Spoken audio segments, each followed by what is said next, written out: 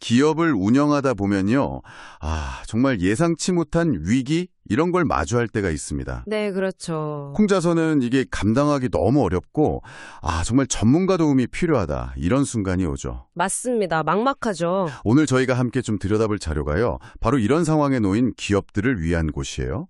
법무법인 하나. 이 기업법무팀에 대한 소개 자료입니다. 네, 이 자료는 그 법무법인 하나가 기업 위기에 어떻게 접근하는지, 특히 기업 회생 분야에서요, 어떤 좀 차별화된 솔루션을 제공하는지 여기에 초점을 맞추고 있습니다. 네. 그러니까 단순한 법률 자문 이걸 넘어선 어떤 접근법을 강조하고 있더라고요. 맞아요. 그래서 이번 딥다이브 저희 미션은 이겁니다. 법무법인 하나가 내세우는 그 투트랙 맞춤형 모델 있잖아요. 네, 투트랙 모델. 이게 구체적으로 뭘 말하는 건지, 그리고 이게 왜 위기 극복에 효과적이라고 하는지 이걸 좀 파악해보는 거죠. 그렇죠. 핵심이죠. 그리고 더 나아가서 이 팀을 이끄는 그 노현천 국장님, 이분의 경험하고 철학이 실제 기업 회생 과정에 어떻게 녹아있는지, 그래서 당신의 입장에서 이 정보가 어떤 의미가 있을지 좀 깊이 있게 탐색해 보겠습니다. 네, 흥미로운 지점은 역시 말씀하신 그 투트랙 모델인데요. 법률 자문하고 경영 컨설팅, 이걸 결합했다는 거잖아요. 네네.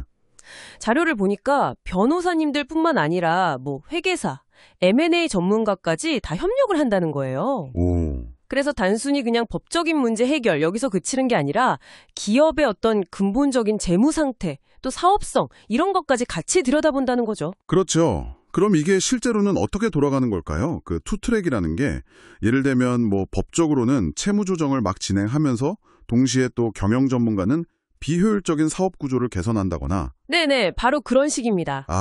아니면 새로운 수익 모델을 찾거나 이런 걸 같이 한다는 걸까요? 이게 단순히 각자 역할만 하는 거랑은 좀 다를 것 같은데요. 시너지가 중요할 것 같아요. 바로 그 지점입니다. 법률적인 절차는 사실 시간을 다투는 경우가 많잖아요. 그렇죠. 급하죠. 근데 동시에 장기적으로 이 기업이 살아남을 전력도 세워야 하죠. 이 모델은 그 두 가지를 동시에 관리하려는 시도라고 볼 수 있습니다. 아하. 특히 효율성하고 신속성, 이걸 굉장히 강조하는데요. 법인 기업이든 개인 사업자든 그 규모에 맞게 채무 조정, 빚을 좀 줄이거나 상환 조건을 바꾸는 거예요. 네. 아니면 탕감 솔루션, 이런 것들을 좀 빠르게 제시하는 걸 목표로 한다고 합니다. 이 전체 과정을 딱 총괄하는 분이 그 노현천 국장님이신데 이분 이력이 정말 눈에 띄더라고요. 네, 경력이 상당하시죠. M&A 컨설팅 협회나 소액주주 연구회 이런 데서 10년 넘게 계셨고 M&A만 60건 넘게 성공시키고 또 기업 회생 업무는 400건 이상 처리했다는 건데요. 네, 400건이요. 와, 숫자가 정말 대단하긴 한데 이 경험이 구체적으로 어떤 강점으로 이어질까요? 실무에서. 그 다양한 경험 자체가요. 굉장히 복잡한 이해관계를 조율하는 데 큰 자산이 될 수 있습니다. 왜냐하면 기업회생이라는 게 사실 채권자, 주주, 경영진, 또 직원들 각자 입장이 정말 첨예하게 대립하는 경우가 많거든요. 그렇겠네요. 네, 여기에 또 일본어, 영어, 중국어 이런 외국어 능력까지 갖췄다는 점은 혹시 해외 관련된 이슈가 얽혔을 때도 도움이 될 수 있겠죠. 네. 근데 그것보다 더 중요한 건 이 경험에서 나온 그분만의 어떤 철학인 것 같아요. 네, 맞아요. 그 경제성 논리를 굉장히 강조한 점이 저도 인상 깊었습니다. 그렇죠. 실용주의적이죠. 네. 회생 가능성이 없는 기업에 무의미하게 자원을 쏟아붓기보다는 정말 살아날 수 있는 기업에 집중해서 좀 지속 가능한 재건을 돕겠다. 이런 실용적인 접근. 근데 어떻게 보면 좀 냉정하게 들릴 수도 있겠다 싶어요. 네, 그렇죠. 하지만 이게 또 동시에 골든타임의 중요성을 강조하는 부분이기도 합니다. 골든타임. 네. 재정 위기가 딱 닥쳤을 때 그냥 무작정 버티는 게 능사가 아니라는 거죠. 신속하게 상황 판단하고 구조조정이든 채무조정이든 빨리 나서야 한다. 네. 이 타이밍을 놓치면 아예 회생 가능성 자체가 사라질 수도 있다. 이런 경고로 들립니다.